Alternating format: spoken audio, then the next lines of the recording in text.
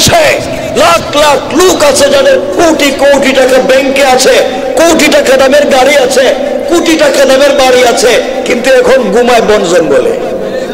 কথা বলেন আছে না নাই? কি হইল? ঘর আছে, বাড়ি আছে, সবই আছে, এখন থাকে বন জঙ্গলে। কোনোভাবেই মানুষের হক নষ্ট করতে নাই।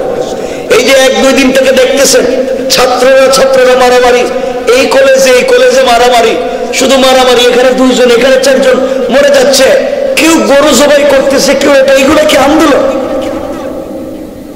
এটার জন্য এই ছাত্ররা জুলাই আগস্টে রক্ত দেয় নাই, নিজেরাই কামড়া কামড়ি করে এই দেশটাকে ধ্বংস করে দেওয়ার জন্যই রক্তগুলা দেয় নাই। আজকে আমরা ভুল পথে চলে যাচ্ছি, স্বাধীনতার নাম করে আমরা নিজেরাই ধ্বংস হয়ে যাচ্ছি। এই জন্য আমাদেরকে কন্ট্রোল করতে হবে, আমাদের আবেগকে বুঝতে হবে। আমরা একটা থার্ড ওয়ার্ল্ডে বসবাস করি, আমাদের উপরে পুরা দুনিয়া বিপদ ফেলে দিতে পারে, কারণ আমরা মুসলিম। এই জন্য খুব চিন্তা করে ভবিষ্যতে পা ফেলতে হবে, নচেত আমাদের জন্য ভয়ঙ্কর কোন বিপদ সামনে আছে। ভয়ঙ্কর। চাঁদাবাজি করে রাস্তায়, আগের মতোই চাঁদাবাজি তো আছে, ডাকাতি তো আগের মতোই আছে। আগে একজন চাঁদা নিতে, এখন আরেকজন নেই। কথা কোন না কেন? কথা বলেন। চাঁদা আগের মতোই, আগে একজন নিতে, এখন আরেকজন নেই। তো কি হয়েছিল? এই জন্য আল্লাহর ওয়াস্তে আমাদেরকে খুব চিন্তা করে পা ফেলতে হবে যেন আমরা ভুল পথে না যাই। এই দেশটাকে আল্লাহ হেফাজত করুন। আমরা সবাই মিলে দেশকে সমৃদ্ধ করতে চাই। আমরা মারামারি হানাহানিতে নাই, কিন্তু অন্যায় ভাবে রক্ত কেন ঝরবে? ছাত্র এই যে 2 দিন থেকে আজকে দেখলাম কতগুলা ছাত্র নিজেরা এই কলেজ মারামারি করতেছে, এই কলেজ মারামারি করতেছে। আর একটা লাইফ তো, একটা জীবন, এটা তো বহুত দাম। পুরো দুনিয়া বিক্রি করলে একটা জীবনের দাম হয় না। এরা নিজেরাই মারামারি। মনে রাখবেন, কেউ আমাদের পিছনে দাঁড়িয়ে আছে যে নিজেরাই মারামারিতে লিপ্ত হয়ে যাক, এরাই বিপদে পড়েছে, আমরা এবার ঠুস করে ঢুকে যাই। কথা বুঝেন নাই? আবার বিপদ চলে আসতে পারে আমাদের ঘাড়ে। এই জন্য আল্লাহকে আস্তে আবেগ দিয়ে নয়, চলেন বিবেক দিয়ে। গ্রামে মারামারি করবেন না। এই আগে চাঁদাবাজি, আগের মতো চাঁদাবাজি, এগুলো দরকার নাই, সব বাদ দেন। আল্লাহর ওয়াস্তে মিলেমিশে চলেন, মসজিদে সালাত পড়ি, আল্লাহর কাছে তওবা করি, কোন বিপদ যেন আমাদের ঘাড়ে না আসে। কথা বলেন না কেন? আমরা যদি আল্লাহর উপরে ভরসা করতে পারি, কার উপরে?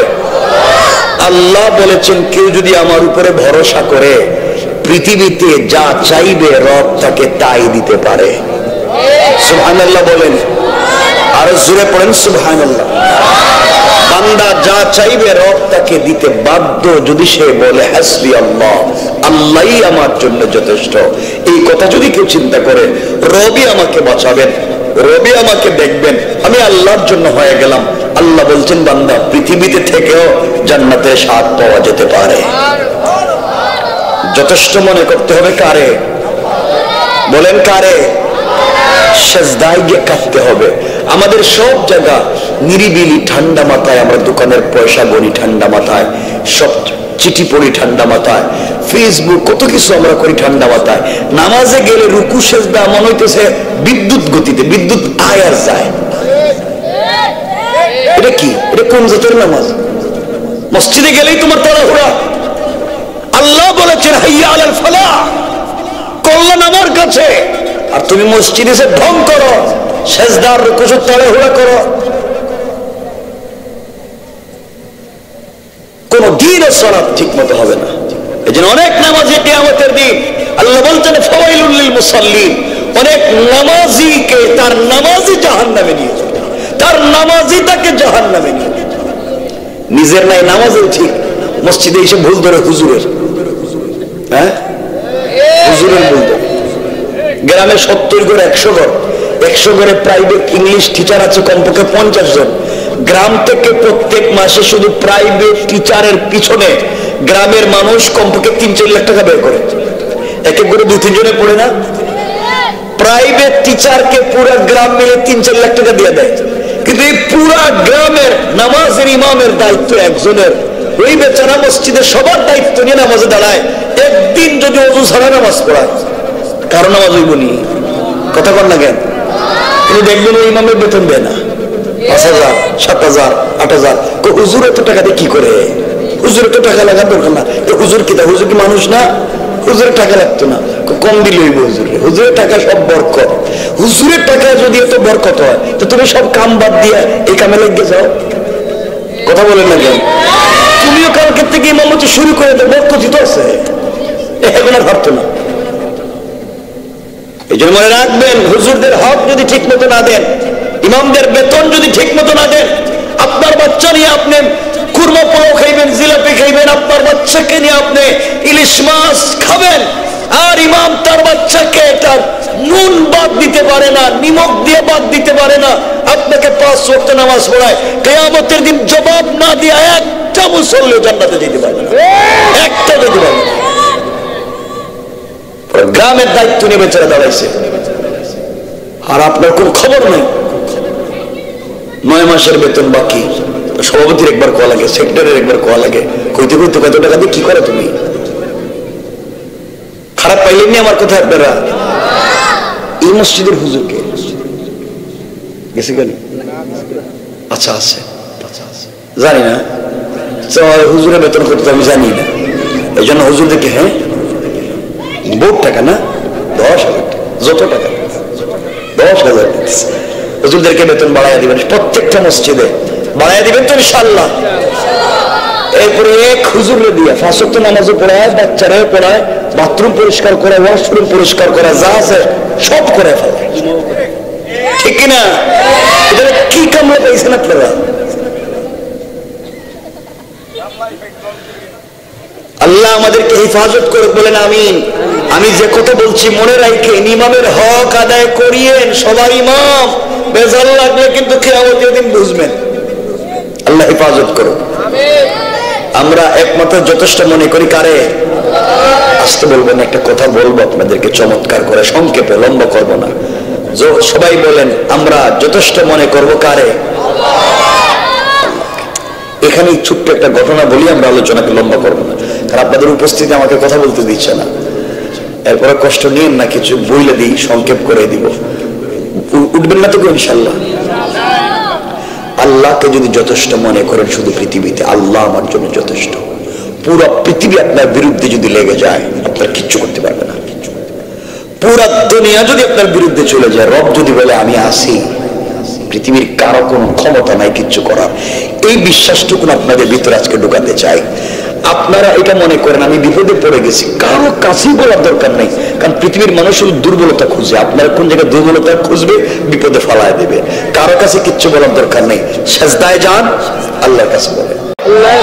দেখেন আমরা নামাজে গিয়ে সেজদায় গেছি, গিয়ে পড়ছি সুবহান, আল্লাহ বলছেন সুবহান, আমি তো পবিত্র, সাব্বাহতানি, বান্দা তোরে পবিত্র বানায় দিলাম। আল্লাহ বলছেন সাব্বাহতানি, আমি তো পবিত্র, যা আমারে পবিত্র বলবার কারণে সাব্বাহতুকা, যা তোরেও পবিত্র বানায় দিলাম। বান্দা সাজদায় গিয়ে বলে আলা, আল্লাহ বলেন আলাইতানি, আমি তো অবশ্যই বড়, যা আমাকে বড় বলবার কারণে আলাইতুকা, তোরে বড় বানায় দিলাম। বান্দা আর কি চাস? সুবহান রাব্বিল আলা, আল্লাহ আপনি পবিত্র, আপনি বড়। আল্লাহ বলেন বুঝছি তো, আর কি চাস? আমার কাছেই তো কেউ নাই, তুমি আর আমি, চাও কি চাইবা? সুবহান রাব্বিল আলা, আল্লাহ আপনি তো পবিত্র, আপনি বড়। আমি তো জানি আমি পবিত্র, আমি বড়, আমি জানি, তোমার কিছু চাওয়ার আসেনি। সুবহান রাব্বিল আলা, আল্লাহ তুমি বড়, তুমি পবিত্র। আল্লাহ কইটা তো আমি জানি, এতক্ষণ তো কইছতেই কথাই। সূরা ফাতিহায় কইলে তুমি রহমান, তুমি রহিম, তুমি মালিক ইয়াউমিদ্দিন, শব্দ বললে বইলে তো বললেই ইয়াকা নাবুদু, আমার এই পথে চালাও, ওই ইয়াকা নাস্তাইন বললে আল্লাহ আমি তো তোমার ইবাদত করি, তোমার কাছেই সাহায্য চাই। এতগুলা বইলে তো কিছু একটা চাইছস, ইহদিনাস সিরাতাল মুস্তাকিম, আল্লাহ সিরাতুল মুস্তাকিম মতো আমাদেরকে চালাও, এই পথটা দেখায় দাও। চাইলে তো সিজদায় যে সুবহান রাব্বিল আলা, আমি বড়, আমি বড়, আমি পবিত্র, জানি, কিছু চাওয়ার থাকলে কো সুবহান রাব্বিল আলা, তুমি বড়। আল্লাহকে তো বুঝলাম তো বড়। এরপরে আসসালামু আলাইকুম রহমতুল্লাহ, আসসালামু আলাইকুম রহমতুল্লাহ, নামাজ শেষ। আল্লাহ আমার না একটা বাড়ি লাগবো, আমার না একটা ঘর দরকার, আমার বাচ্চাটার বড় বিপদ হয়েছে। আল্লাহকে ঘটনা কি? এতক্ষণ তুই আমার কাছে ছিলে, সালাম ফিরানোর উপরে তোর নামাজে নাই, সালাম শেষ মানে তুমি সালাম মানে নামাজ শেষ। তো বান্দা তুই যখন সেজদায় ছিলে, আমি ছিলাম আর তুই ছিলে, কেউ নাই, তখন তুই মন খুলে আমার কাছে বললে না কেন? কি চাইবি আমার কাছে? সেজদায় কেন চাইলি না? এখন নামাজ শেষ, এখন তো পাবলিকের সাথে তুই কি পার্সোনাল কথা বলবে? কথা বলে না কেন? এই জন্য রবের কাছে চান কোথায়? আসতে বলে কেন? সেজদায়। তবে এটা যেন নফল নামাজ হয়, এটা যেন সুন্নাত নামাজ হয়। ফরজ নামাজের রবের কিছু বিধান আছে, তিলকা হুদুদুল্লাহ, আমার নির্ধারিত সীমারেখা, আমার বিষয় আসে ফরজ। রব যেটা করেছেন ফরজের ভিতরে কোনো কম বেশ করা যাবে না। কিন্তু নওয়াফিল যা আছে, সুন্নাত যা আছে, এই নামাজের সেজদায় মন খুইলা সেজদায় দোয়া করবেন। পারবেন না ইনশাআল্লাহ? নামাজে দোয়া করতে পারেন না, কারণ সেজদা তো লম্বাই যাব, এত উঠে আর যায় নামাজ, এটা নাকি নামাজ হইছে। আল্লাহ হেফাজত করে, বলেন আমি। বেশি তো লম্বা করা যাবে না নাকি? না, মানুষের কষ্ট হবে। এত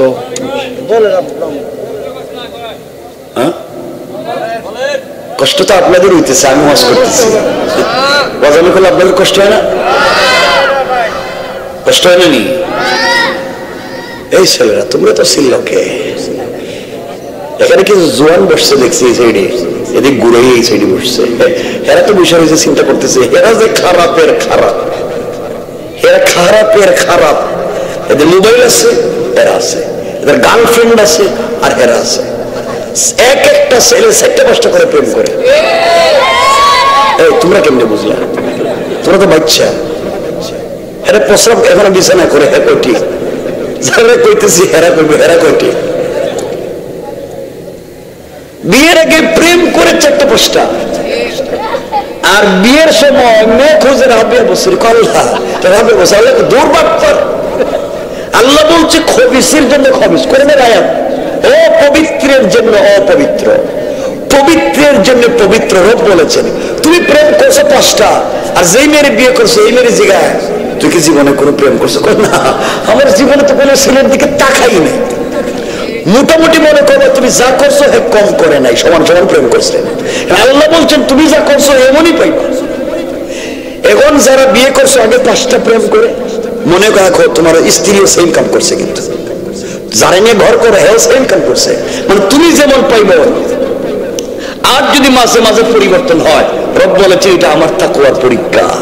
আমি মাঝে উল্টে পাল্টা করে দিই পরীক্ষা নেওয়ার জন্য, সব সময় না, মাঝে মাঝে। এখন আপনি করবেন 10টা প্রেম আর চাইবেন রাবিয়া বছরই, এটা কোনো সম্ভাবনা? বলেন না, সম্ভাবনা নাই। এটাই চলতে আসছে। এজন্য যারা যারা এই কাজে আসছো ভাই তওবা করো, নাহলে তুমি যেমন খারাপ করছো, যেটা ভাইবা হেডাই ভাবি, এটাই মাথায় রাখো যে আমি যা করছি তাই পাইছি। আল্লাহ হেফাজত করো, একটু জোরে করো না। আসুন আমরা আলোচনা সংক্ষেপের দিকে যাই, খুব লম্বা চোরা কথা বলবো না। আমার মুসলমান যে কথা বলতে চাইলাম, কথাগুলো মন দিয়ে শুনেন। কিতাবের নাম তারিখে ইবনে জারির তাবারি। আরো সংক্ষেপ করে বুঝাবার জন্য বলি, আল্লামা জুলফিকার নকশবন্দি খুতুবাত জুলফিকারে নিয়ে এসেছেন, আল্লাহ রাসূল সাল্লাল্লাহু আলাইহি ওয়াসাল্লাম তখন পর্যন্ত পৃথিবীতে জিন্দা। আল্লাহ রাসূল তখন ইন্তেকাল করেন নাই।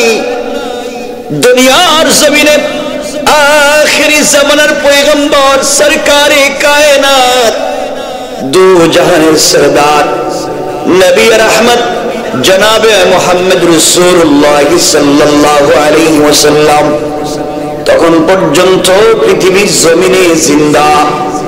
আমার রাসূলের কলিজার টুকরা মে আল্লাহ যাকে সাইয়্যিদাতুন নিসাই আহলিল জান্নাহ বানাতে চায়, হযরতে ফাতেমা রাদিয়াল্লাহু তাআলা আনহা চলার পথে নিজের এলাকায় এক ইহুদির মেয়ের সঙ্গে তার সম্পর্ক হয়ে গেল, বন্ধুত্বের সম্পর্ক। এক ইহুদির মেয়ের সঙ্গে হযরতে ফাতেমার সম্পর্ক হয়ে গেল। একদিন 2 দিনের সম্পর্ক না, তারিখের কিতাবে পাওয়া যায় লম্বা দিনের সম্পর্ক। 1-2 বছরের সম্পর্ক না, আরো বেশি সম্পর্ক। এই মেয়েটা প্রতিদিন ফাতেমার কাছে আসে, বিকেল বেলা নিজের বাড়িতে চলে যায়। হযরতে ফাতেমার চরিত্র, ফাতেমার আখলাক, ফাতেমার আদর্শ দেখে, আমানতদারি দেখে মেয়েটা অভিভূত হয়ে গিয়েছে ইহুদির মেয়ে। কিন্তু মেয়েটা কালিমা পড়ে মুসলমান হয় নাই। মেয়েটা দেখতে পেয়েছে এমন ভদ্র আমানতদার কোন মেয়ে পৃথিবীতে আর হতে পারে না। এইভাবে চলে গেল অনেকদিন। দীর্ঘদিন চলে যাওয়ার পরে ওই মেয়েটা আস্তে আস্তে বড় হয়ে গিয়েছে। শুধু মুসলমান হয় নাই, ফাতেমার চরিত্র দেখে, আখলাক দেখে এমন অভিভূত হয়ে গিয়েছে। ওই মেয়েটা একদিন তার বাবার কাছে গিয়েছে। বাবা হলো ওই সময়কার এলাকার সবথেকে বড় পয়সাওয়ালা ইহুদি। বাবার কাছে গিয়েছে। বাবা ডাক দিয়া বলেছে, মেয়ে আমার, তোমার বয়স কম হয় নাই মা, তুমি একমাত্র আমার মেয়ে, আমার আর কোনো সন্তান নাই। ও মা, আমার পয়সার অভাব নাই, তোমাকে আমি বিয়ে দিতে চাই, আমি জীবিত থাকতে তোমাকে উঠাইয়া দিতে চাই। আমার মুসলমান বন্ধুগণ, কথাগুলো দিল দিয়ে শোনেন। এক পর্যায়ে ইহুদি ডাক দিয়া বলছে, মেরে তোমাকে আমি বিয়ে দিতে চাই। এলাকার, এই দেশের, এই সমাজে সব থেকে বড় শিল্পপতি এক ইহুদির ছেলেকে ঠিক করেছি, তোমাকে বিয়ে দিতে চাই। ও মা, বাবা হিসাবে তোমার অকল্যাণ চাই না, উপকার চাই না, উপকার ছাড়া। মারে, তোমাকে বিয়ে দিতে চাই, তুমি কি বিয়েতে রাজি? মেয়ে ডাক দিয়া বলছে, আব্বা জান, আপনি আমাকে বিয়ে দিতে চান বাবা, বাবা হিসাবে আমার জন্য কল্যাণ চাইবেন না এটাও জানি, কিন্তু বাবা আপনি যেই ছেলের সঙ্গে আমাকে বিয়ে দিতে চান ওই ছেলেও পয়সাওয়ালা এটাও বললেন, ওই ছেলেও দেখতে সুন্দর এটাও বললেন, সব ঠিক আছে, কিন্তু আপনি আমাকে আগামীকালকে সন্ধ্যা পর্যন্ত সময় দেন। আগামীকালকে সন্ধ্যার আগে আগে আপনার কাছে আমি ফাইনাল ডিসিশন জানাইয়া দেব। মেয়েটা বাবার কাছ থেকে একদিনের সময় নিয়ে দুনিয়ার কারোর কাছে যায় নাই, দুনিয়ার কোন মানুষের কাছে আর পরামর্শের জন্য যায় নাই। সে চিন্তা করে বের করেছে, এই পৃথিবীতে এতদিন পর্যন্ত চলাফেরা করে যা বুঝতে পেরেছি, মুহাম্মদের মেয়ে ফাতেমার মতো ভদ্র আমানতদার বিশ্বস্ত কোনো মেয়ে হতে পারে না, তার মতো চরিত্রবান কোনো মেয়ে দুনিয়ার জমিনে আর হতে পারে না। পরামর্শ যদি নিতে হয় তার কাছ থেকেই নিব। এই বলে মেয়েটা আস্তে আস্তে করে দিনের বেলা হযরতে ফাতেমার ঘরে পৌঁছে গেল, বাড়িতে পৌঁছে গেল। ডাক দিয়ে বলছে, বন্ধে, আজ আমি এসেছি তোমার কাছে আমার লাইফের, আমার বাস্তব লাইফের ফাইনাল সিদ্ধান্ত নেওয়ার জন্য। তোমার পরামর্শ নিয়ে আমি সিদ্ধান্ত নিতে চাই। আমি আমার বাবার পরামর্শ পর্যন্ত নেইনি, আমি আমার মায়ের পরামর্শ পর্যন্ত নিতে চাই না, আমি আমার আত্মীয় স্বজনের পরামর্শ পর্যন্ত নিতে চাই না। আমি জানি তুমি মুসলিম, আমি ইহুদি, কিন্তু তোমার কাছে আজ পর্যন্ত যত মানুষ আমি দেখলাম পরামর্শের জন্য এসেছে, কোন মানুষকে ভুল পরামর্শ দেওয়া নাই, কোন মানুষকে খারাপ পরামর্শ দেওয়া নাই, কোন মানুষের ক্ষতি হয়ে যায় এমন পরামর্শ দেওয়া নাই। কিন্তু আজকালকে গ্রামের একমাত্র বড়ের কাছে পরামর্শের জন্য যান, এমন পরামর্শ দিবে 10 বছরের ভিতরে আপনার ফকির বানাইয়া ছাড়বে। কথা বলেন না কেন? এই পরামর্শ মেয়েটা ফাতেমাকে ডাক দিয়া বলছে, ফাতেমা, আমার বাবা আমাকে বিয়ে দিতে চায়। এই দেশের এক ইহুদি শিল্পপতির ছেলেকে ঠিক করেছে, আমাকে বিয়ে দিতে চায়। বলো না, আমি কি বিয়েতে রাজি? আমি বিয়েতে রাজি হব কিনা আমি কারোর সঙ্গে কথা বলতে পারি না, কারণ কে আমাকে উত্তম পরামর্শ দিবে আমি বুঝতে পারি নাই। তোমার কাছে এসেছে, তুমি বলো। ফাতেমা ডাক দিয়া বলেছেন, বোনরে, তুমি ইহুদি, আমি মুসলিম, তোমার পার্সোনাল লাইফে আমি কোনো পরামর্শ দিতে পারি না বোন, আমি দিতে পারি না। মেয়ে বলতেছে, ফাতেমা, আমি জানি তুমি মুসলিম, আমি ইহুদি, এটাও জানি। আজ পর্যন্ত কোন মেয়ে তোমার কাছে পরামর্শের জন্য এসে খারাপ পরামর্শ পায়নি, ভুল পরামর্শ পাইনি, এই জন্যে তোমার কাছে এসেছি। তুমি আমাকে একটা উত্তম পথ দেখায় দেবা, কারণ তোমার কথার মধ্যে কোনোদিন দুই নাম্বারই পাইনি, আমানতের খেয়ানত পাই নাই। ফাতেমা ডাক দিয়ে বলছেন, বন্ধু আমার মন বলছে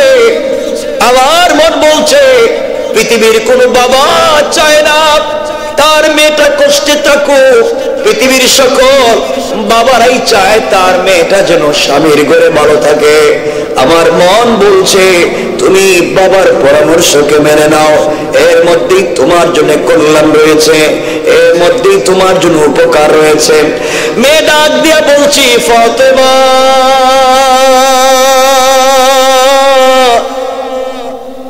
তুমি বলেছো আমি বিয়েতে রাজি হয়ে যেতে পারি, আমার আপত্তি নাই। বোনরে তুমি বলেছো আমি বিয়েতে রাজি, কিন্তু বোন আমার একটা শর্ত আছে। ও বোন তোমার আবার শর্ত কি? ইহুদির মেয়েটা চোখের পানি ছেড়ে ফাতেমাকে জড়ায়া কান্না করে ডাক দিয়া বলছে, বোন আমার, এই পৃথিবীতে বাবা আমার জন্য বিয়ে ঠিক করেছে, বাবার কথা কিন্তু রাজি হই নাই, মায়ের সঙ্গে পরামর্শ করতে যাই নাই, এই আমার রক্তের মানুষের সঙ্গে পরামর্শ করতে যাই নাই, অনেক দূর এসে তোমার সঙ্গে পরামর্শ করি, কারণ আমার দিল বলে তোমার মতো ভদ্র আমানতদার মানুষ আর হতে পারে না।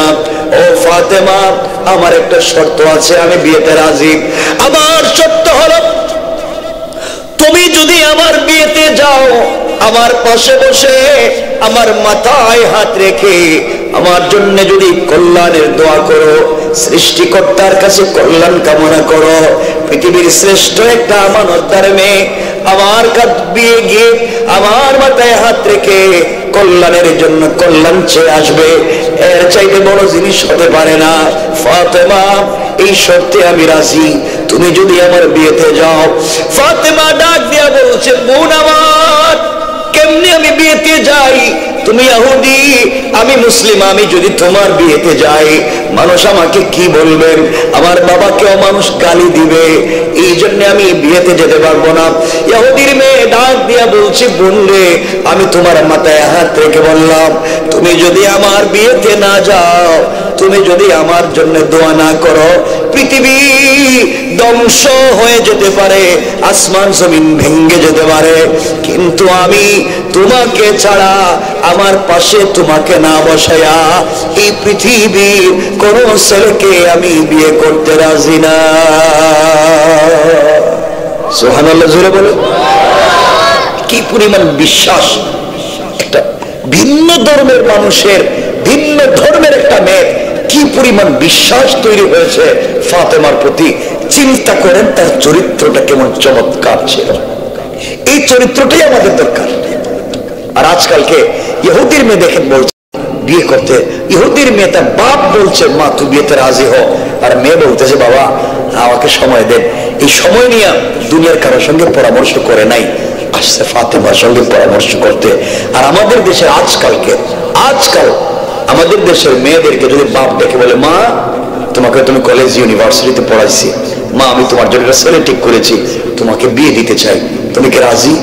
বলবে, আপনি এটা কি করেন? আই এম সরি, আমাকে আপনি ডিস্টার্ব করবেন না বাবা, আমি এখন অ্যাডাল্ট, আমার বয়স হয়েছে, আমি এখন ম্যাচিউর, আপনি আমাকে বিয়ে দিতে চান? আমি তো 5 বছর আগে ওই যে বেলনার বল্টুর ছেলের সাথে প্রেম করে কাম সেরে লইছি, ঠিক কিনা? আমি তো 5 বছর আগে এই লাইফ শেষ করে দিচ্ছি, তুমি আমাকে আবার কি বিয়ে দিতে চাও? এটা হচ্ছে আমাদের চরিত্র, আমাদের ফ্যামিলির চরিত্র, আমাদের এলাকার চরিত্র এমন হয়ে যাচ্ছে। কষ্ট হইতেছে মনে আপনাদের? আমি কি রেখে দিব? কষ্ট হচ্ছে? আমি তো খুব সংক্ষেপে শেষ করে দিতে চাই, 1 ঘন্টা হয়ে গেছে অলরেডি, কিন্তু আমি সংক্ষেপে শেষ করে দিতে চাই, আপনাদের জন্য কষ্ট না হয়। কিন্তু আমার মনে হইতেছে মাঝে মাঝে আল্লাহ যেন কষ্ট হইতেছে কিনা বুঝতেছি না।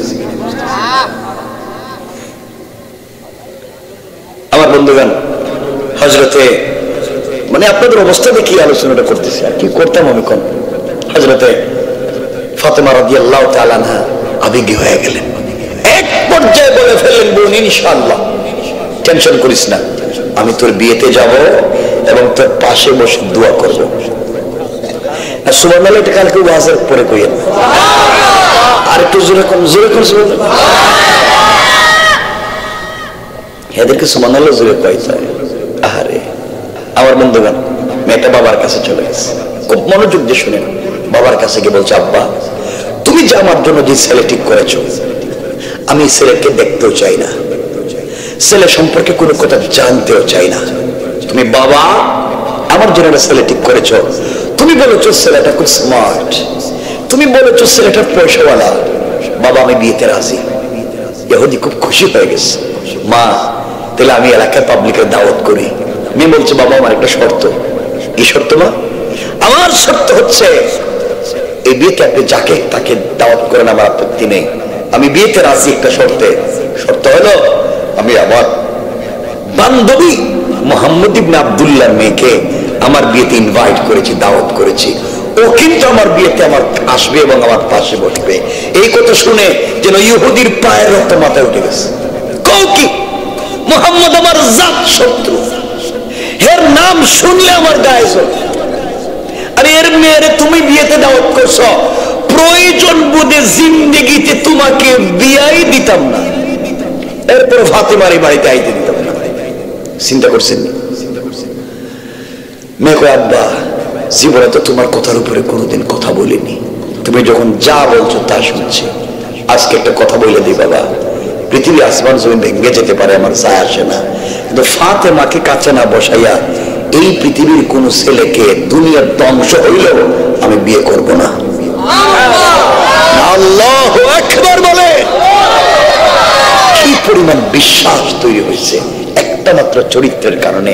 এই জন্য আমিও চাই আমাদের এই পৃথিবীতে বিভিন্ন ধর্মের মানুষ আছে, তাদেরকে মাইরা পিটাইয়া দিন শেখানো লাগবে না। কারণ আমি যদি কলিজাত থেকে পাবলিককে ভালোবাসি, সে হিদায়াত পেতে পারে নাও পারে। রব বলেছে, ইন্নাকা লা তাহদি মান আহবাবতা, আপনি কলিজাত থেকে ভালোবাসলেও কাউকে হিদায়াত দিতে পারবেন না, কারণ হিদায়াতের মালিক কে? আমি যদি মারি পিটাই কাউকে হিদায়াত দিতে পারবো না। রব বলেছেন, লাস্তা আলাইহিম বিমুসাইতির, আপনি স্পিডিসি নও যে কাউকে পিটাইয়া দিন শিখাবা। তাইলে আমার কাজ হচ্ছে উত্তম চরিত্রটা পৌঁছে দেওয়া। রাসূল পাকের উত্তম চরিত্র, আল্লাহ পাকের পক্ষ থেকে রাসূল পাককে ইন্নাকা লাআলা খুলুকিন আযীম, যে উত্তম চরিত্রটা দেওয়া হয়েছে, এই চরিত্রটা পাবলিকের কাছে পৌঁছে দেওয়া, এটা আপনার আমার কাজ। আমরা যদি উত্তম চরিত্রের মালিক হতে পারি, মারা লাগবে না, গালিগালাজ করা লাগবে না, আমাদের চরিত্র দেখেই পাবলিক মুসলমান হয়ে যাবে। ঠিক কিনা বলেন? কিন্তু আমাদের এখনকার যে চরিত্র, এই চরিত্র দেখে শয়তান আফসোস করে, আল্লাহ আমি কি করলাম জীবনে, কোন পাপ করলাম, এটা দেখে আমার শয়তানের বড় শয়তানে বুঝে গেছে। মানে পাবলিক এখন যা করে এই সমাজে। এই জন্য আমার বন্ধুগণ, ইহুদি চিন্তায় পড়ে গেছে, আমার মেয়েকে যদি বিয়ে দিতে না পারি, একটা মাত্র মেয়ে, আর মেয়েকে যদি বিয়ে দিতে না পারি, এর চেয়ে কষ্ট আর নাই পৃথিবীতে। কেমনে মেয়েটাকে বিয়ে দিই? মেয়ে তো রাজি না। ইহুদি তো একটা পরামর্শ করে, একটা সিদ্ধান্ত নিয়েছে বুদ্ধি করে, মেয়ে তুমি আমার একটা মাত্র মা, তোমাকে কত ভালোবাসি মা, টেনশন করো না, আমি তোমাকে বিয়ে দিতে চাই। মা তুমি যে ফাতেমাকে আনতে চাও আমি রাজি, আমার কোনো আপত্তি নেই। ফাতেমা তোমার বিয়েতে আসুক, তোমার কাছে বসুক, আমার কোনো আপত্তি নেই মা, এরপরে তুমি রাজি হয়ে যাও। মেয়ে বলছে, আব্বা আমি খুশি হয়ে গেছি। ইহুদি বলতেছে, আমার কিন্তু একটা শর্ত আছে। বাবা তোমার আবার শর্ত কি? আমার শর্ত হলো, ফাতেমা তো গরিব মেয়ের মেয়ে, এর বাপের ঘর নাই, বাড়ি নাই, 3 বেলার খাবার নাই, নতুন জামা কাপড়ও নাই, সারা পুরাতন কাপড় পরে। আর তোমার বিয়েতে আমি যাদেরকে ইনভাইট করেছি সব পয়সাওয়ালার ছেলে মেয়েরা, দামি দামি গিফট নিয়ে আসবে, দামি দামি অর্নামেন্টস জুয়েলারি নিয়ে আসবে, দামি দামি কাপড় পরবে। ফাতেমা তো কাপড় পরতে পারবে না, গরিবের মেয়ে, সুতরাং এই বিয়েতে আসলে মান সম্মান থাকবে না। সে যদি আসতেই হয় আমি রাজি, আসতে আপত্তি নেই, কিন্তু একটা নতুন পোশাক পরে আসতে হবে, সোসাইটি মেনটেন করতে হবে, সামাজিকতা রক্ষা করতে হবে। আমি যেমন এভাবে একটা পোশাক নিয়ে আসতে হবে। এর অর্থ হলো ফাতেমা কাপড়ও পাবে না, আসতেও। চিন্তা করছেন? দেখেন কত বড় চিন্তা করছেন। ইহুদির মেয়ে বলতেছে, আব্বা ঠিক আছে, আমি ফাতেমার কাছে বলবো। মেয়েটা চুকি চোখের পানি ছেড়ে দিয়া পরের দিন ফাতেমার কাছে এসে বলছে, বোন রে, তুমি আমার বিয়েতে যাও। আমার বাবা কোনোভাবেই রাজি হয় না, বাবা কোনোভাবেই মানতে চায় না। তোমার বাবার নাম শোনার পরে আমার বাপ তো যেন মাথা গরম হয়ে গিয়েছে, রক্ত মাথায় উঠে গিয়েছে। বাবা কোনোভাবেই রাজি হয় না। অনেক অনুনয় বিনয়ের পরে একটা শর্তে বাবাকে রাজি করানো গিয়েছে। ও বোন, তুমি যদি আমার বিয়েতে যাও, সামাজিকতা সোসাইটি মেনটেন করতে হবে। তুমি আমার বিয়েতে যেতে হলে একটা নতুন পোশাক লাগবে। এই পোশাক ছাড়া তুমি কিন্তু যেতে পারবে না। আল্লামা জুলফিকার নকশবন্দি লিখেন, এই কথা শুনে ফাতেমা চোখের পানি ছেড়ে কান্না করে দিলেন। ডাক দিয়া বলছেন, বোন রে, তুমি আমাকে নতুন পোশাকের কথা বলেছো। আমি এমন এক বাবার ঘরে জন্ম নিয়েছি, যার ঘরে 3 বেলার পূর্ণাঙ্গ খাবার প্রতিদিন থাকে না। মাসের পর মাস চলে যায়, আমাদের ঘরের চুলায় ঠিক মতো আগুন জ্বলে না। আমি কেমনে নতুন পোশাক পাবো, কোত্থেকে পাবো? ও বোন, কিন্তু আমার আল্লাহর উপরে আমার কোনো আপত্তি নাই। আমার আল্লাহর কাছে এই ব্যাপারে আমার কোনো নালিশ নাই। রব আমাকে যেভাবে রেখেছেন, বাবা যতটুকুন পেরেছেন আমি খুশি। আমি তো আখিরাতে আল্লাহকে পেতে চাই, এই জন্যে আমি তোমার বিয়েতে যেতে পারবো না, কাপড় নাই। বন্ধু, আমি কাপড় পাবো না, তোমার বিয়েতে যেতে পারবো না, তুমি আমাকে ক্ষমা করে দাও। মেয়েটা চোখের পানি ছেড়ে কান্না করে ফাতেমার কপালে চুম্বন করে বলছে, বন্ধে, তুমি না আমাকে একদিন বললা, অনেকদিন তোমাকেও দেখলাম। ও ফাতেমা, তুমি আমাকে বলেছো এই পৃথিবীতে একজনের সঙ্গে তোমার বড় সম্পর্ক, প্রেম হয়েছে, তার চিন্তা ছাড়া তোমার 1 মিনিটও চলে না, তার ভালোবাসা ছাড়া তোমার রাত দিন হয় না। সারাদিন অপেক্ষা করো, সন্ধ্যা হয়ে গেলে সারা রাত তার সঙ্গে কথা বলবা। ও ফাতেমা, তুমি আমাকে বলেছো এই পৃথিবীতে একজনের সঙ্গে তোমার বড় গভীর প্রেম আর সম্পর্ক, যার জন্য সারাদিন অপেক্ষা করে সন্ধ্যা হয়ে যাওয়ার, যাকে হাসি মুখে রোজা রেখে সন্ধ্যার পরে তার সঙ্গে কথা বলতে মন চায়। ও ফাতেমা, তুমি আমাকে বলেছো তোমার সৃষ্টিকর্তা আল্লাহ, যাকে ছাড়া তোমার একটা মুহূর্ত চলে না, যার প্রেমে তুমি পড়ে গিয়েছো। তুমি আমাকে বলেছো, বুন্ডে, ও ফাতেমা, তুমি আমাকে বলেছো সন্ধ্যা হয়ে গেলে তুমি সেজদায় গিয়া রবের সঙ্গে কথা বলো। রব নাকি তোমার সঙ্গে তোমাদের সালাতে কথা বলে। তুমি আমাকে বলেছো তোমার রবের অনেক ক্ষমতা, রব পূর্ব দিক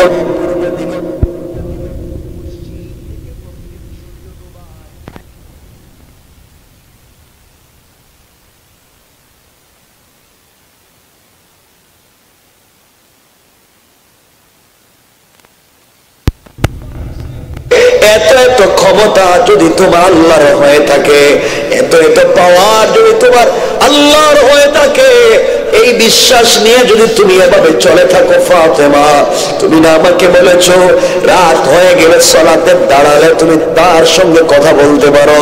ও ফাতেমা, তুমি আমাকে বলেছো আল্লাহকে যথেষ্ট মনে করে কেউ যদি আল্লাহর কাছে কোনো জিনিস চায়, সে নাকি ফিরাইয়া দেয় না। তুমি আমাকে বলেছো রব কারো হাত খালি করে ফিরাইয়া দেয় না। ফাতেমা, সব যদি সত্য হয়, তুমি বলেছো সে তোমাকে ভালোবাসে, তুমিও তাকে ভালোবাসো, সত্যি যদি তা সত্য হয়ে থাকে, তাহলে তুমি তার কাছে একটা কাপড়ের আবদার করতে পারো। সত্যি যদি সে তোমাকে ভালোবেসে থাকে, অবশ্যই একটা কাপড়ের ব্যবস্থা করে দিবেন। ও ফাতেমা, আমরা তো দুনিয়ায় ছেলের সঙ্গে যদি প্রেম করি, দেখেছি তার কাছে কোনো জিনিসের আবদার করলে না থাকলেও ঋণ করে এনে দেওয়ার চেষ্টা করে। ফাতেমা, তুমি আল্লাহর কাছে বলেছো তোমার রব এত এত ক্ষমতার মালিক, তিনি কি তোমাকে একটা কাপড়ের ব্যবস্থা করতে পারে না?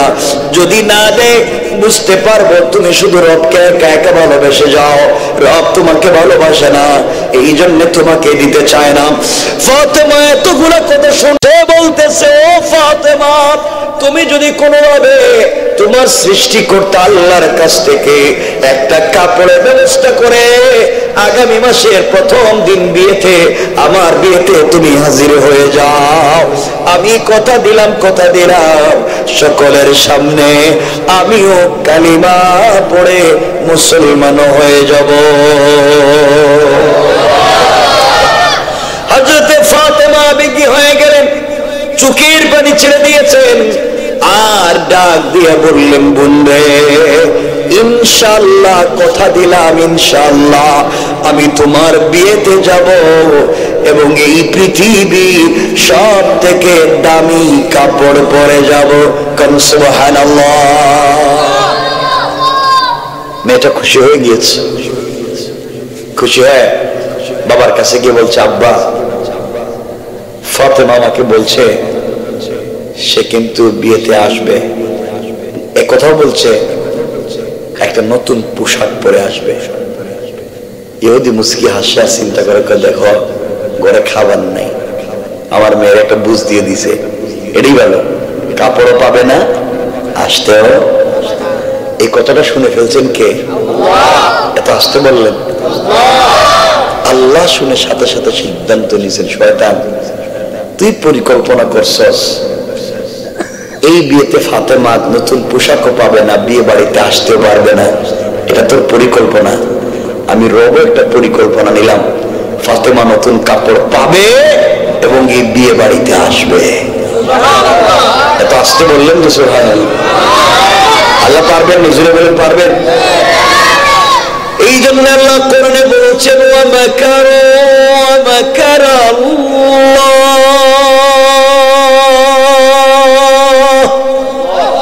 ওয়াল্লাহু খায়রুল মাকিরিন।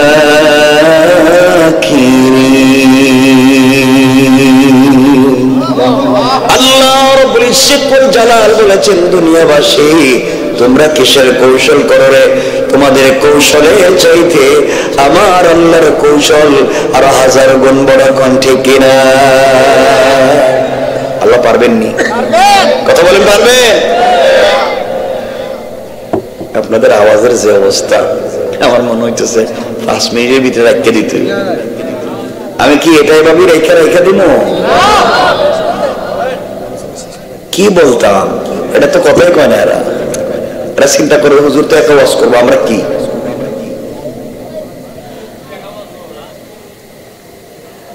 কষ্ট হয় আমার বন্ধুগণ। 1 মাস, কয় মাস পরে বিয়ে ছিল?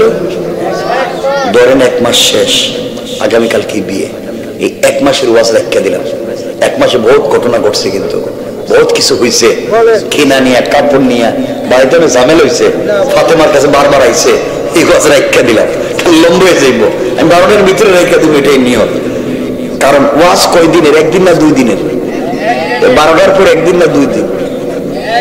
কয়েকদিন। এটা কি দিন উল্টা করে? 12টার পরে তো আরেক তারিখ হইব।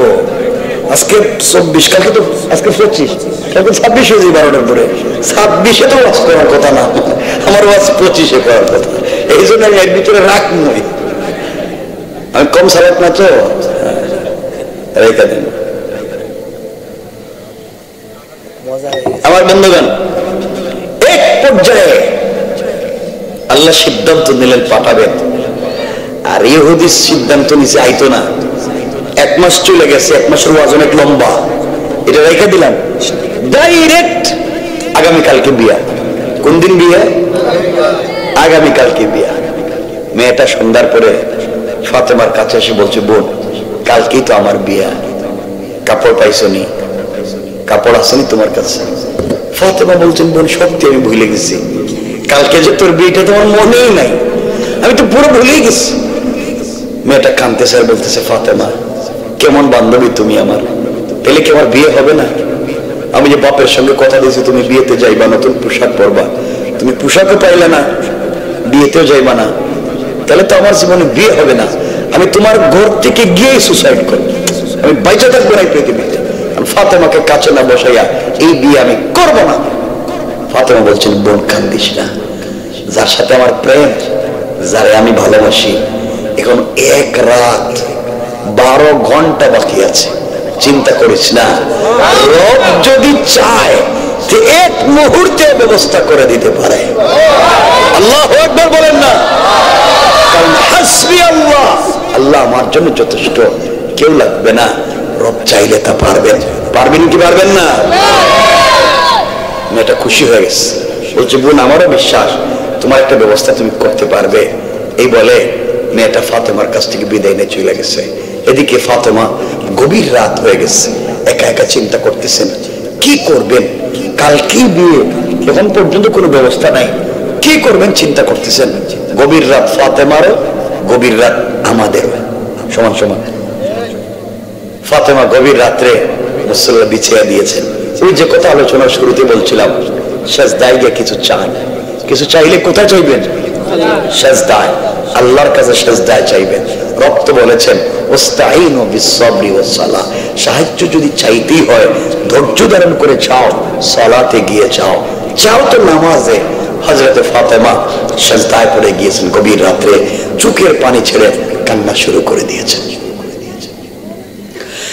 হযরতে ফাতেমা চোখের পানি ছেড়ে কান্না শুরু করে দিলেন। সেজদায় পড়ে হাউমাউ করে কান্না করে ডাক দিয়া বলেছেন, আল্লাহ, এই পৃথিবীতে তুমি ছাড়া যে আমার আর কোনো বলার জায়গা নাই।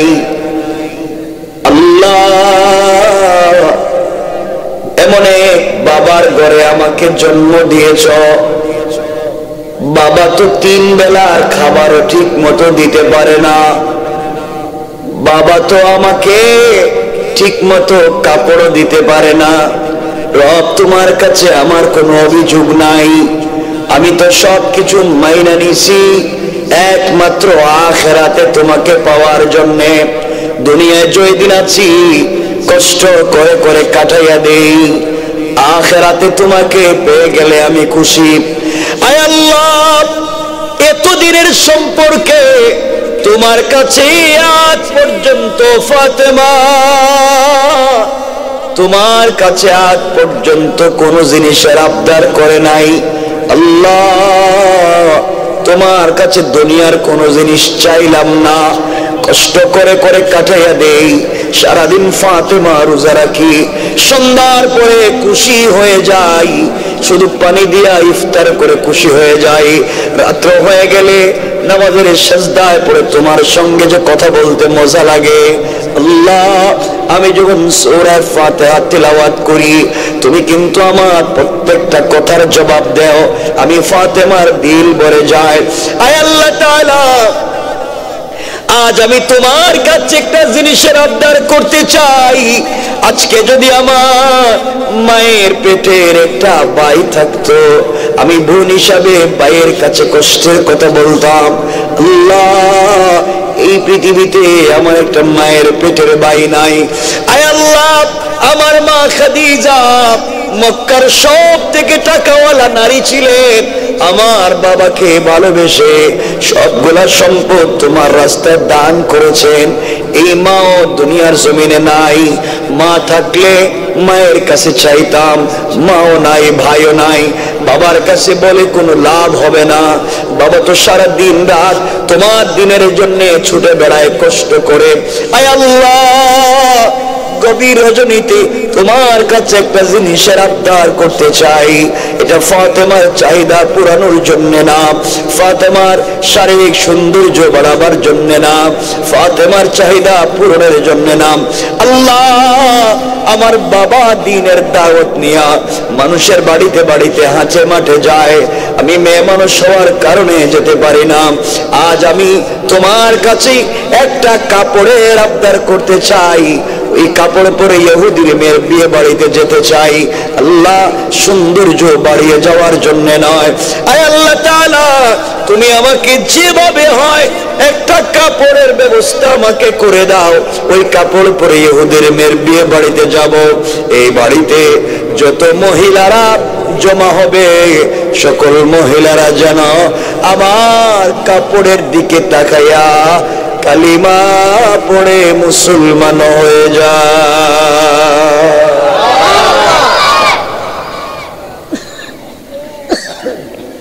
আল্লাহ তুমি আমাকে এমন একটা কাপড় দাও যে কাপড়ের দিকে তাকাইয়া পাবলিক মুসলমান হয়ে যায়। আল্লাহ তোমার কাছে আর কিছুই চাই না। এইভাবে ফাতেমা কান্না কাটি করতে করতে নামাজ শেষ করে মুসল্লা রাইকা দিছে। গভীর রাত্র, দরজা জানালা বন্ধ। আল্লামা জুলফিকার নকশবন্দি বলেন, ফাতেমা সালাম ফিরাইয়া মুসল্লা রাইকা ঘরের ডাইন কর্নারে তাকাইয়া দেখে চমৎকার দুইটা কাপড়ের প্যাকেট। আল্লাহু আকবার। হযরত ফাতেমা দুইটা কাপড়ের প্যাকেট হাতে নিছে। কি ব্যাপার? দরজা জানালা বন্ধ কোত্থেকে আসলো, কে দিয়ে গেল? দুটা কাপড়ের প্যাকেট নিয়ে কারোর সঙ্গে কথা না বলে এখনো তার প্রিয় বাবা কলিজার টুকরা হাবিব দুনিয়ার জমিনে জিন্দা রাসূল পাকের কাছে পৌঁছে গিয়েছেন। আব্বা জান, সালাত আমি পড়েছি, আল্লাহর কাছে কাপড়ের আবদার করেছি, বাবা কে রেখে গেল আমি তো জানি না। এই যে দুইটা কাপড়ের প্যাকেট আমি ঘরের কর্নারে পেয়েছি। জুলফিকার নকশবন্দি লিখেন, হযরত ফাতেমা রাসূল পাকের কাছে কাপড় দেওয়ার পরে নবীজি একটা প্যাকেট খুললেন, খুলে দেখেন একটা প্যাকেটে একটা সালোয়ার, একটা কামিজ, আরেকটা প্যাকেট খুলে দেখেন একটা ওড়না, অর্থাৎ সালোয়ার কামিজ আর ওড়না, তিনটা কাপড়। সালোয়ার কামিজে স্টোন দিয়া পাথরের টুকরা দিয়ে ডিজাইন করা, ওড়নার মধ্যে গ্লাসের টুকরা দিয়ে ডিজাইন করা। এত চমৎকার ডিজাইন পৃথিবীর কোন ফ্যাক্টরি ইন্ডাস্ট্রির সঙ্গে ডিজাইন যায় না, কোন ডিজাইনারের সঙ্গেও যায় না। আর প্যাকেট খুলতেই মনে হলো জান্নাতুল ফিরদাউসের মেশকে আম্বরের ঘ্রাণ বের হয়ে গেল। রাসূল ইসলাম প্যাকেটগুলা দেখতেছেন, কাপড়গুলা দেখতেছেন, এত চমৎকার কাপড়, কে দিয়ে গেল? ও ফাতেমা, কোথায় কে দিয়ে গেল? তুমি কি দেখো নাই? ফাতেমাও চিন্তা করতেছেন, বাবা আমি তো জানি না, কাপড় তো তিনটা, কে দিয়ে গেল বলতে পারি না। আল্লাহ রাসূল এভাবে কথা বলতেছেন, হঠাৎ শুনেন ঘরের দরজায় দাঁড়ায়া কে সালাম দেয়। নবীজি জিজ্ঞেস করুন, কে তুমি আসছো এত রাত্রে? বাহির থেকে আওয়াজ আসছে, ইয়া রাসূলুল্লাহ আমি জিবরাইল। আর না আরো আসতে কইলে চলবো, জোরে করার কি আছে এখানে? জোর তো আমি দিব। আমার বন্ধুগণ, হযরত ফাতেমা ঘরের ভিতরে পৌঁছে গেলেন। জিবরিল আমিন আসছেন, ইয়া রাসূলুল্লাহ আপনার চোখেও পানি, ফাতেমার চোখেও দেখলাম পানি। ইয়া রাসূলুল্লাহ কান্নার কিছু নেই, এটা ভালোবাসার কান্না। আজকে কাঁদবেন খুশির কান্না। ফাতেমার মা নাই, ফাতেমার একটা ভাই নাই। আপনার ভাঙ্গা ঘরে থেকে খেয়ে না খেয়ে আল্লাহর সঙ্গে এমন ভালোবাসার সম্পর্ক তৈরি করেছে। আমি ছিলাম সিদরাতুল মুনতাহায়, রব আমার ডাক দিয়ে বলছেন, ও জিবরাইল ওখানে থাকিস না, তাড়াতাড়ি জান্নাতুল ফিরদাউসে যা, আর আমার প্রেমিক ফাতেমার জন্য জান্নাতুল ফিরদাউস থেকে পূর্ণাঙ্গ এক সেট কাপড় নিয়ে হাজির হয়ে যা। ইয়া রাসূলুল্লাহ আমি তো নিয়ে আসছি, এটা গিফট, ফাতেমাকে দেন। আল্লাহ ভালোবেসে তাকে দিয়েছেন। এটা লম্বা ইতিহাস। আল্লামা জুলফিকার তো অনেক তারিখে ইবনে জারির যা লিখছে তা বললে তো আজকে রাত শেষ, শেষ হইতো না। আমি সংক্ষেপ সাইরা বলে দিতেছি যেন তাড়াতাড়ি শেষ করে দিই, কারণ 12টায় তো রাখতে হইব।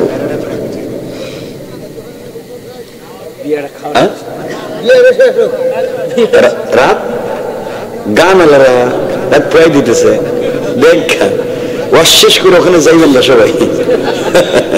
ওয়াজ শেষ হয়ে গেলে ওখানে আমরা বসে থাকবো।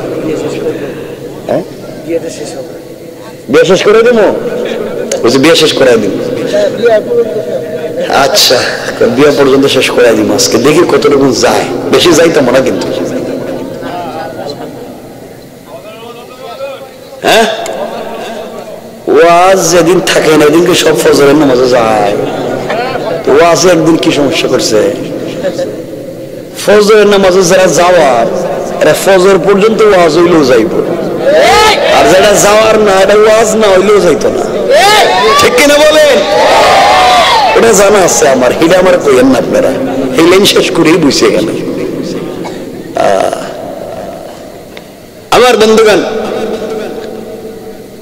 রাসূল পাক সাল্লাল্লাহু আলাইহি ওয়াসাল্লাম ফাতেমাকে জড়িয়ে ধরলেন, কত কোন কাঁদলেন যে আমার মেয়েটা আল্লাহকে চিনতে পেরেছে। আর রব ফাতেমাকে তো জান্নাতি মহিলাদের নেত্রী বানাতে চায়, ভবিষ্যতে সৈয়দা শাবাবি আহলিল জান্নাহ হাসান হুসাইনের মা বানাতে চায়, ভবিষ্যতে আসাদুল্লাহিল গালিব আল্লাহ যাকে বিজয়ী বাঘ বানিয়েছেন আলীর স্ত্রী বানাতে চায়। আল্লাহু আকবার। কত সাধারণ সম্পর্কের মেয়ে না। নবীজি বললেন, ফাতেমা এই নো কাপড়, এই কাপড় পরে আগামীকালকে ইহুদির মেয়ের বিয়ে বাড়িতে যাইও, কিন্তু মা বাপের একটা কথা, পর্দার সাথে যাইও। সুবহানাল্লাহ বলেন না। ফাতেমা এমনি পর্দা করে যায়, ফাতেমা তো ফাতেমাই, সে তো পর্দা করে যাবেই। রাসূল এই কথা ফাতেমাকে বলেননি, ফাতেমাকে উপলক্ষ করে আমাদেরকে একটা শিক্ষা দিচ্ছেন। এখানে বহুত বহুত বহুত লম্বা একটা ওয়াজ, এখানে তারিখ ইবনে জারিরে বহুত লম্বা একটা ওয়াজ শুরু করে দিছে, আমরা ওদিকেও যাইতাম না। কারণ রাসূল ফাতেমাকে নতুন কাপড় দিয়া পর্দার কথা বললেন কেন, সহজ করে বলে দিই, কারণ নারীরা যেদিন নতুন কাপড় পরে, যেদিন হিল জুতা, যেদিন লিপস্টিক লাগায়, যেদিন একবার আশকারা মাস্কারা লাগায়, যেদিন একটু স্মার্ট হইয়া এক্সট্রা অর্ডিনারি করে ফেসের মধ্যে বডির মধ্যে, ওই দিন কিন্তু আর পর্দা করে। এই জন্য রাসূল বললেন নতুন পোশাক পরছে একটু পর্দা করো, কারণ মহিলারা নতুন পোশাক যেদিন পরে ওদিন কিন্তু পর্দা করে। স্বামীর সামনে দেখবেন ছেঁড়া গন্ধ করে রান্না করছে, দুয়ার গন্ধ, এটা নিয়ে বস্তার মতো স্বামীর পাশে শুয়ে থাকে। আর যেদিন দুলাভাই আইব, অথবা মার্কেটে যাইব, অথবা বিয়ে সাজিতে যাইব, সব থেকে দামি কাপড়টা বাইর করে যায়। কথা বলেন না কেন? ওই দিন তোমার কে দেখতো? তোমার সৌন্দর্য তো স্বামী দেখবে। এখন যে একবার ফিটফাট হয়ে যাইতেছো, কারে দেখাইতা? কথা বলেন না কেন? এই জন্যই আজকালকে আমাদের মায়েদের ঘর থেকে শাহজালাল শাহপরান, আব্দুল কাদের জিলানী, মুঈনুদ্দিন চিশতি, জুনাইদ বাগদাদি, এমন আল্লাহর ওলিরা আমাদের মায়েদের ঘর থেকে জন্ম নেয় না, এই ইন্ডাস্ট্রি থেকে, এই ফ্যাক্টরি থেকে এখন জন্ম নেয় বল্টু মিয়া। কথা কন না কেন? ভালো মানুষ আর আসতে চায় না, খারাপ হয়ে গেছে ফ্যাক্টরি, ইন্ডাস্ট্রি নাই। মায়েদেরকে জন্য বলছি, কথা আরেকদিকে চলে যাচ্ছে, এজন্য চলে যাইতেও দিব না, আমি রেখে দিব এখানে। আমি মায়েদেরকে বলবো, আল্লাহর রাস্তায় আপনারা ভালো মানুষ হন, পর্দায় থাকেন, স্বামীর সাথে সম্পর্ক রাখেন। কিন্তু আফসোসের ব্যাপার, আজকালকে দেখবেন পুরুষেরাও পৃথিবীর সকলের সঙ্গে ভালো ব্যবহার করে, ঘরে গেলেই বুড়ি দেখতে পারেন। আর অনেক নারীরা আছে সারা রাত দিন সবার সঙ্গে সম্পর্ক ভালো, স্বামীর দেখলেই তার মাথা খারাপ। ঠিক কিনা বলেন? দুইজন স্বামী স্ত্রী একই ঘরে থাকে, একই বিছানায় থাকে, একই বিছানায় ঘুমায়, একজন পূর্ব দিকে মুখ দিয়া, একজন পশ্চিম দিকে মুখ দিয়া, আর মধ্যখানে ব্যারিকেড দেয় কুলবালিশ দিয়া। এটা ইউক্রেন, এটা রাশিয়া, এখানে আসা যাবে না। তাহলে এই পরিবারে শান্তি আসবে কেন? এখানে তো শান্তির আশা করা যায় না, এই পরিবার থেকে ভালো মানুষ জন্ম নিবে না। এই জন্যে আমাদের মায়েদেরকে চমৎকার আচরণ করতে হবে স্বামীদের সঙ্গে, এবং স্বামী যারা আছেন আপনাদেরকেও চমৎকার ভালোবাসতে হবে মায়েদেরকে। ইনশাআল্লাহ ইনশাআল্লাহ যাই কর, ঘরে গেলেই বুঝে যাবে ইনশাআল্লাহ কতটুকু। এই ওয়াজ আজকে আর করতাম না, ওটা রাখলাম, আমরা অন্যদিকে যাই, আমরা আলোচনা সংক্ষেপ করি। আমার বন্ধুগণ, নবীজি কেন বললেন এটা এতটুকু নেই? হযরত ফাতেমা পরের দিন সকালবেলা জান্নাতি পোশাক পরে, একে তো রাসূলের পাকের মেয়ে, একে তো ফাতেমা, তার উপরে জান্নাতি কাপড় পরেই গেছে, নূর না আলা নূর, ইহুদির মেয়ের বিয়ে বাড়িতে। ঘরে শুধু ঢুকছেন, পুরাটা ঘর জান্নাতি কাপড়ের আলোতে আলোকিত হইয়া পুরাটা ঘর মেশকে আম্বরের গানে মুখরিত হয়ে গেছে। এই বাড়িতে যত মহিলারা বিয়ে বাড়িতে এসেছিল দাওয়াত নিয়ে, ইনভাইট পাওয়ার পরে বিয়ে বাড়িতে এসেছিল, কারো কারো পরনে কোটি টাকার জামা, অর্নামেন্টস জুয়েলারির অভাব নাই, দামি দামি পারফিউমের অভাব নাই। ফাতেমা গরিবের মেয়ে, ওই কাপড় পরে যখন ইহুদির মেয়ের বিয়ে বাড়িতে ঢুকে গেলেন, পুরা বাড়ির মহিলারা ফাতেমারে তো ধরছে, বোন রে তুমি না গরিবের মেয়ে, আমরা মনে করছি বিয়েতে আসতেই পারবা না, আসলা তো আসলা, এত দামি কাপড় কোথায় পেয়েছো, কোন মার্কেট থেকে কিনলা? আমাদের কোন কাপড়ের সঙ্গে তার ডিজাইন মিলে না, এত চমৎকার ডিজাইন, এত চমৎকার সুঘ্রাণ থেকে পাইলা? ফাতেমা বলছেন, শুনো রে, এটা আমি কিনে আনছি। সুবহানাল্লাহ। কি করছি? কিনে আনছি। মহিলারা কয়, কোথেকে কিনছো, কোন মার্কেট থেকে? আমরা তো সব মার্কেট চিনি।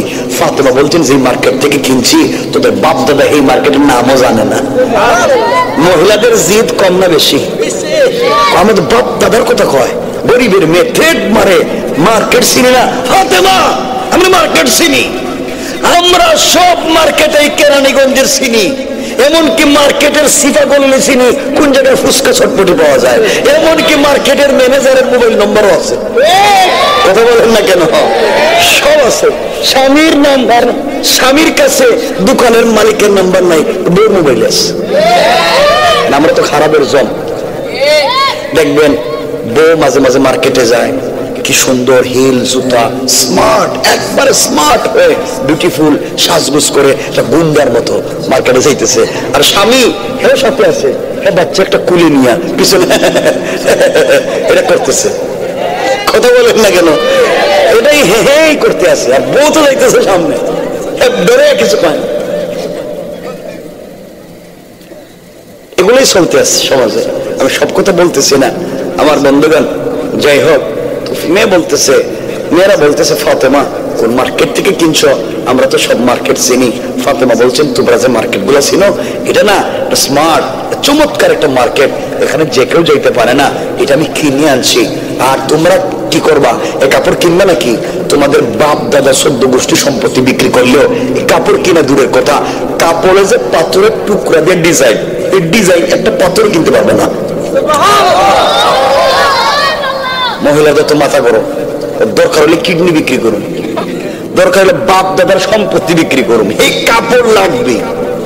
যেই মেয়ের বিয়ে হওয়ার কথা, ওই মেয়ে তার বাপের কাছে গিয়ে বলছে, আব্বা তুমি বলছিলে ফাতেমা আসতে পারবে না, কাপড় নাই। এমন কাপড় পরছে, মনে হইতেছে আমারে যেটা আপনি কিনে দিচ্ছেন সেইটা দিয়ে তার ফাতেমা তো জুতো মুছে যাইবে। বাবা আমি পরিষ্কার বলে দিলাম, ফাতেমার মতো কাপড় যদি আপনি আমারে না দেন, আমি কিন্তু আজকে বিয়ে করতাম না। লাগছেনি পেস করাইতাম, এটা কম, কিন্তু বিয়ে মুশকিল, এই কাপড় লাগবে বিয়ে করতে। আমার বন্ধুগণ, পুরো বাড়ির মহিলারা তাদের স্বামীদেরকে গিয়ে বলতে, সাবধান, এই বিয়ে বাড়িতে এক ফুটা পানিও কেউ খাইতে পারবে না যদি ফাতেমার মতো কাপড় এনে না দেব। এই কাপড় লাগবে এই বিয়েতে। গরিবের মেয়ে থ্রেড মারে আমাদেরকে, এই কাপড় ছাড়া যাইতামই না। কৌশল করছেন কে? আল্লাহ বলছেন, ফাতেমারা যাইতে দিবি না, আমি এমন বাড়ি দিতেছি তোদের মাথা নষ্ট করে দিলাম। এই জন্য আমার আল্লাহ কোরআনে বলছেন, ইন্না কাইদাশ শাইতানি কানা দাঈফা। আল্লাহ রাব্বুল ইজ্জাতুল জালাল বলছেন, তোমরা কিসের কৌশল করো রে? তোমাদের সকলের কৌশল আমি আল্লাহর কাছে মশা মাছির চাইতে আরো বেশি দুর্বল। কোন ঠিক কিনা? তোমরা সবাই ফাতেমার কাপড়ই দুর্বল হয়ে গেছে। মহিলারা বলছে, ফাতেমা রাগ করার দরকার নাই বোন, একবার তো কোন মার্কেট থেকে কিনছস, মার্কেটে কেমনে যাওয়া যায়, কিনে আনবো। ফাতেমা বলেন, মার্কেট থেকে আনছি ঠিকই, কিন্তু আমি কিনি নাই। কিন্তু কিনস নাই মানে এতক্ষণ না বলে কিনছস? না না, আমার সাথে একজনের প্রেম, আমার এক প্রেমিক আছে, আমার একবারে দিল থেকে ভালোবাসে, আমিও তার দিল দিয়ে ভালোবাসি।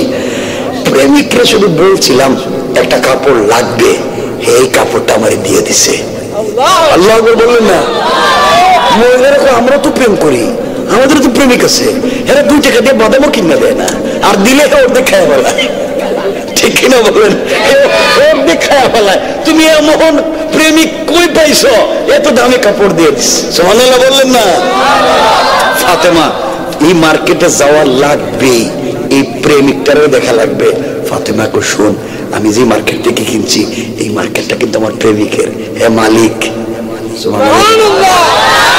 কিন্তু নিজে মার্কেটের মালিক, একবার দেখতে যাবে স্মার্ট, এটা আমার কিন্তু দিছে পুরো মার্কেটের মালিক। এটা একটা না, তার আরো এইভাবে 8-10টা মার্কেট আছে। আল্লাহ বলেন না, জোরে বলেন না।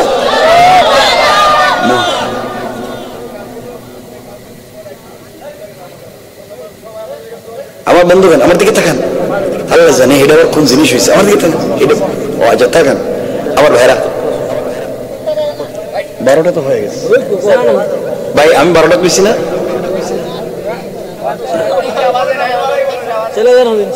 হ্যাঁ 12টা কিন্তু হয়ে গেছে। এখন কিন্তু শোনেন, কয়েক মিনিট কথা বলবো, কেউ রাগ করতে পারবেন না, কেউ উল্টা পাল্টা বলতে পারবেন না, যেখানে রাখবো রেখে দেবো। 12টার পরে কোনো ওয়াজ চলবেই না। ওয়াজ করতেছি, কথা শুনতেছি, রাখতেছি, যেখানে রাখতে দিব কোনো ওয়াজ নাই। ঠিক আছে?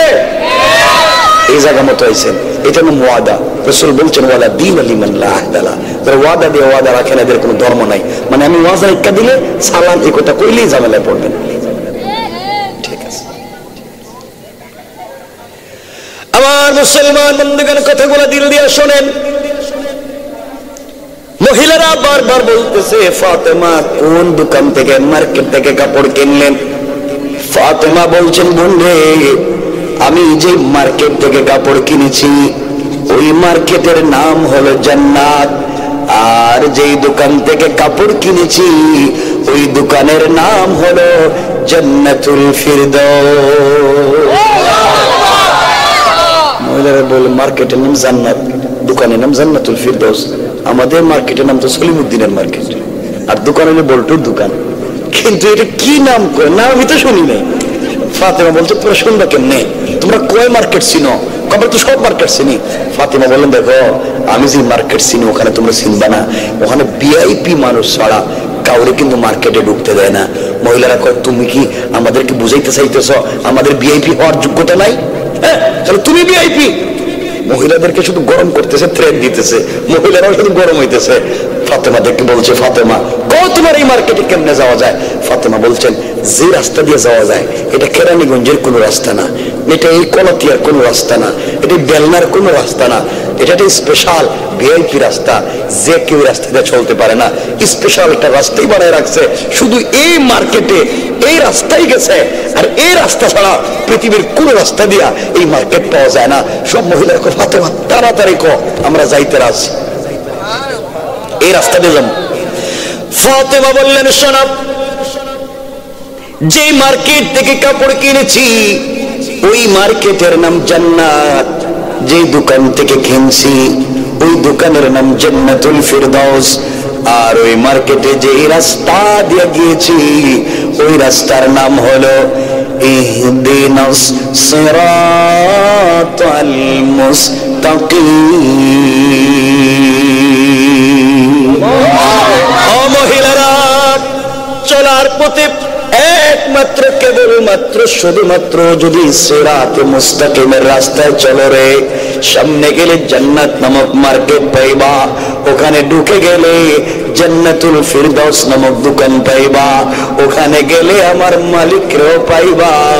আমার চাইতে মালিকের সঙ্গে যদি তোমাদের সম্পর্ক ভালো হয়ে যায়, আমার চাইতে আরো দামি দামি কাপড় পাইবা। মহিলারা চিন্তা করে কি নাম কয়, সিরাতে মুস্তাকিম, জান্নাত, জান্নাতুল ফিরদাউস। ফাতেমা এগুলা কিছুই চিনলাম না, কতই রাস্তা দিয়ে কেমনে যাওয়া যায়, রাস্তাটা শুরু হয়েছে কোন জায়গা থেকে? ফাতেমা বলছেন বোন শোনো, ওই রাস্তা দিয়ে যে কেউ যাইতে পারে না, ওই রাস্তা দিয়ে চলতে গেলে একটা আইডি কার্ড লাগে, পরিচয় পত্র লাগে, পরিচয় পত্র ছাড়া এই রাস্তা যাইতেই দিবে না, এখানে সিকিউরিটি গার্ড আছে আটকাই দিবে, পরিচয় পত্র লাগবেই, মাস্ট বি, পরিচয় পত্র লাগবে। ফাতেমা বলছেন পরিচয় পত্র থাকলেই হবে না, পরিচয় পত্র একটা পিন নাম্বার থাকে, কোড নাম্বার, এই কোড নাম্বার মনে রাখতে হবে। আপনার কাছে এটিএম কার্ড আছে, পিন নাম্বার মনে নাই, জীবনে পয়সা পাইবে? ফাতেমা বলছেন আইডি কার্ড থাকলে হবে না, পিন নাম্বারটা যদি মনে রাখতে পারো, আইডি কার্ড যদি সঙ্গে রাখতে পারো, তাইলেই রাস্তা পাইবা সিরাতে মুস্তাকিমের, তাইলেই মার্কেট পাইবা জান্নাত নামক মার্কেট, তাইলে জান্নাতুল ফিরদাউস নামক দোকান পাইবা, ওখানে গেলে আমার মালিককেও পাইবা। তার সঙ্গে যদি সম্পর্কটা জড়ায় ফেলাইতে পারো, আরো ভালো জিনিস পাইতে পারো। মহিলারা তো ফাতেমা তাইলে এই আইডি কার্ডটা কই পাবো, আর আইডি কার্ডটার নাম কি, এটা তো বুঝলাম। ফাতেমা বলছেন, বোন রে, এখানেই তো জায়গা মতো আইসো, এই আইডি কার্ড কোন মেম্বার চেয়ারম্যান দেয় না, ওদের কাছে আইডি কার্ড নাই, এই আইডি কার্ড বিতরণ করেন একমাত্র আমার আব্বা। আল্লাহু আকবার বললেন না? আমার বাপ তুই আইডি কার্ডই দেয়, আমার বাপ তুই পিন নাম্বারই দেয়, আমার বাপ তুই সিরাত নামক রাস্তার কথাই কয়, আমার বাপ তো জান্নাতের নাম কয়, আমার বাপ তো জান্নাতুল ফিরদৌসের কথা কয়, আমার বাপ তুই প্রেমিকের সঙ্গে সম্পর্ক করানোর কথা কয়। কিন্তু তোমরা আমার বাপরে দেখতে পারো না, তোদের বাপ দাদারা আমার বাপরে দেখতে পারে না, আমার বাপ তো এই পথেই কথা কয়। মহিলারা কয়, ফাতেমা তাহলে আর কিচ্ছু চাই না, আমরাও তোর বাপের কাছে যাইতে চাই, এই আইডি কার্ড নিয়ে আমরাও তোর মালিকের সঙ্গে দেখা করতে চাই। আল্লাহু আকবার তো আসতে বললেন, দরকার হলে সব বাদ দিমু।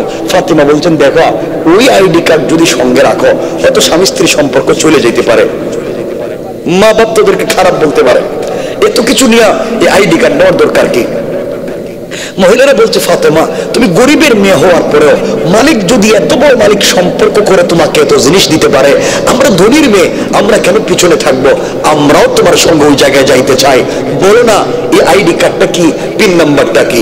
ফাতেমা বললেন, শোনো, ওই আইডি কার্ডের নাম হলো ইসলাম। ইসলাম নামক আইডি কার্ড যদি সঙ্গে রাখতে পারো রে, ইসলাম নামক পরিচয় পত্র যদি সঙ্গে রাখতে পারো, পিন নাম্বার হলো লা ইলাহা ইল্লাল্লাহু মুহাম্মাদুর রাসূলুল্লাহ। ও মহিলারা, ইসলাম নামক আইডি কার্ড ধারণ করে লা ইলাহা ইল্লাল্লাহ নামক পিন নাম্বার যদি মনে প্রাণে ধারণ করতে পারো রে, সামনে গেলে সিরাতে মুস্তাকিমের রাস্তা পাইবা, আর সামনে গেলে জান্নাত নামক মার্কেট পাইবা, ওখানে ঢুকলে পরে জান্নাতুল ফিরদাউস নামক দোকান পাইবা, ওখানে গেলে মালিকরাও পাইবা, মালিকের সঙ্গে সম্পর্ক ভালো হলে আরো ভালো জিনিস পাইবা। মহিলারা ডাক দিয়ে বলছে, ফাতেমা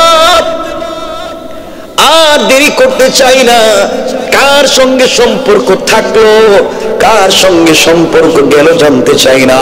তুমি যদি গরিবের মেয়ে হয়ে তোমার বাবার শিক্ষা নেয়া এত দূর পর্যন্ত যেতে পারো, আজকের মতো চমৎকার কাপড়ের মালিক হতে পারো, মালিক যদি এমন ভালোবাসতে পারে তোমাকে, আমরা কেন পিছে থাকবো? আমরা বাপ দাদার কথায় পিছে থাকতে চাই না।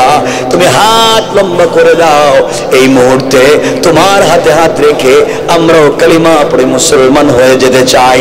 এই কথা বলে তারিখে ইবনে জারির তাবারিতে লিখে, কেউ বলছেন 350 জন মহিলা, কেউ বলছেন 472 জন মহিলা একসাথে ফাতেমার কাপড়ের দিকে তাকাইয়া কালিমা পড়ে মুসলমান হয়ে যায়। সবাই মুসলমান হয়ে গেছে। এখন চিন্তা করেন, ফাতেমা বলছিলেন হাসবি আল্লাহ, আল্লাহ আমার জন্য যথেষ্ট, আল্লাহ তাকে কি পরিমাণ দিছে। ফাতেমা এখন চিন্তা করেন, এই বাড়ির সব মহিলারা মুসলমান হয়ে গেছে, সব মহিলারা, যে মেয়ের বিয়ে হবে সেও মুসলমান হয়ে গেছে। এখন এই ছেলের সঙ্গে এই মেয়ের বিয়ে হবে কি হবে না, কারণ ছেলে অমুসলিম, মেয়ে মুসলিম হয়ে গিয়েছে। এই বাড়ির সব মহিলারা মুসলমান হয়ে গেছে, পুরুষদের সঙ্গে এই মহিলাদের কি গ্যাঞ্জাম তৈরি হইলো, কেমনে এই জায়গাটার সমাধান হইলো? পুরুষেরা কি করলো, মহিলারা কি করলো? হযরত ফাতেমা এই কাপড় নিয়ে বাড়ি পর্যন্ত সুস্থভাবে কেমনে ফিরে আসলেন, আর বর্তমানে এই কাপড়টা কই আছে? সব ওয়াজ রাইখা দিলাম, করতাম না, না আর কইলাম না, সবার হয়ে গেছে।